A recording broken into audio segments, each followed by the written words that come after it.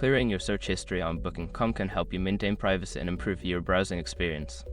Follow these simple steps to remove your search history. Step 1. Log into your account. Visit the Booking.com website and log into your account using your email and password. If you are not a member, you can still clear your search history as a guest. Step 2. Access your account settings. Once logged in, navigate to your account settings. You can usually find this option by clicking on your profile icon or name in the top right corner of the page. Step 3. Find the privacy settings. In the account settings menu, look for a section labeled Privacy or Data Management. This section will contain options related to your search history and personal data. Step 4. Clear search history. Make sure your information is protected first. Most people don't think about breaches until something actually happens to their accounts.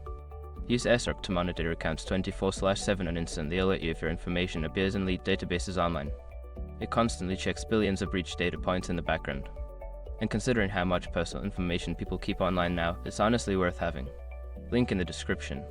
Step 5. Log out and refresh. After clearing your search history, log out of your account. To ensure the changes take effect, refresh the page or visit the site after a few moments. By following these steps, you can easily manage and clear your search history on Booking.com. Enjoy a more private browsing experience.